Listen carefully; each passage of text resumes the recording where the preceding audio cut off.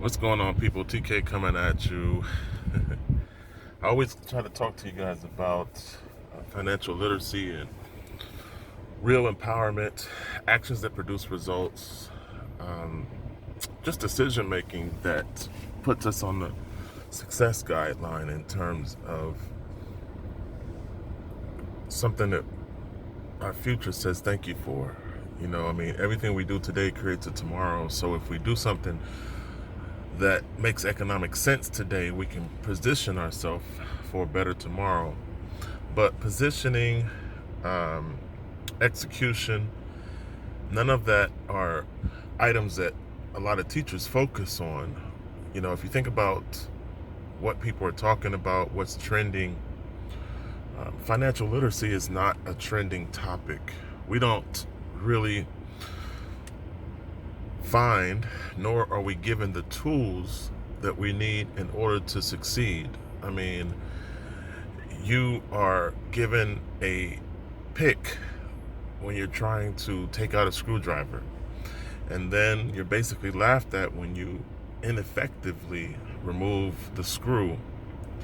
So having the proper tools involves a foundation or a mindset that starts with literacy and then blossoms into empowerment.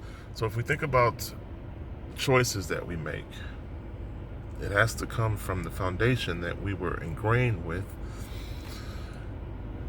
through our life experiences, through our teachings, through our examples from others in our circle. And there's a lot of toxicity.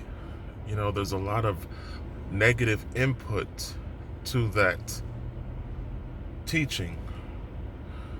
So in other words, we're not given the tools needed to succeed financially. In this economic world of scarcity, there's a lot of engineered failure. So I've always taken the time to just try to figure it out. We're lost souls in this maze of distractions, and very few people get it right. Very few people figure it out. And then when you think about what others are promoting and what a lot of people talk about, it's not something productive that really is tangible in terms of action producing results. So I don't get it right, you don't get it right, and the measure of success that a lot of people use as a ruler is based on a government-backed promise. It's not based on hard assets. The asset management process is not something that you come up through grade school mastering. At what point in your life did your parents sit down and explain asset and liability, explain budgeting, explain the whole process of allocating funds? Then think about, you grow up and you become an adult. You're taught through the indoctrination system to become a perfect employee. You find some skills that you can trade for time, and then that time that you exchange, they reward you with fiat currency. And then a lot of people take the fiat currency that they receive and dump it into a lot of liabilities, things that take funds out of your house. So if we define liabilities as something that takes funds out of your house, we can define assets as an income producing or appreciating item that you spend funds on. So the decision making process of taking the funds from your time at work and trading it for something that appreciates, i.e. asset that goes up in value over time, or exchanging it for a liability, something that takes funds out of your house, is not something that a lot of people think about, but is definitely what a lot of people do.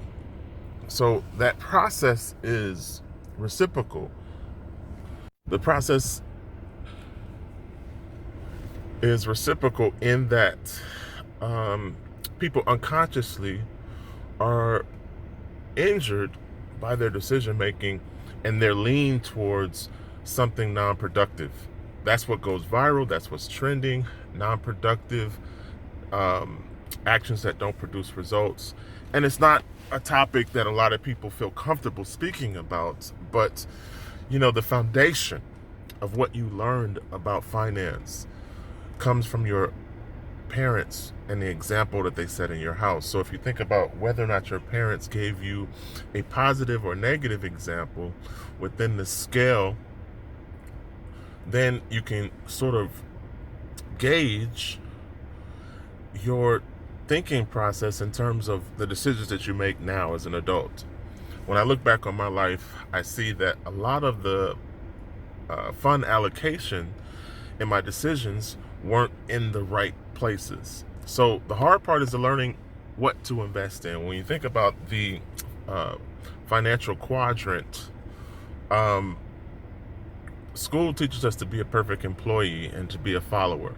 So we take funds from work and we never really transition those funds into being an investor, where you don't know what to invest in. And a lot of times you don't put enough funds into the right items. So I look back on my life and I definitely think with maturity and with dedication, because it takes maturity and it takes your ability to be committed once you decide on what to invest in to actually allocate funds. So a lot of times people don't allocate funds in the right investments, nor do they know what to invest in. And that leads to fear and apathy and usually no action. So we get it wrong. We don't make investments. We love propagating non-productive things, and only 1% of the world controls 90% of the wealth.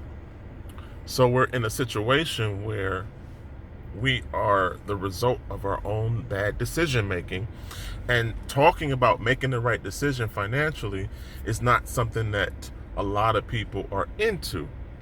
So I'm just thinking about the process. I'm thinking about what it takes to make the right decisions and be dedicated into the right lanes. Because think about, the average person is not going to own a system that generates income, which is a corporation. Whatever the excuse is, they're not going to start an LLC. And then a lot of people are not going to own a system that creates income individually, which would be entrepreneur or business owner, or I should say entrepreneur or self-employed.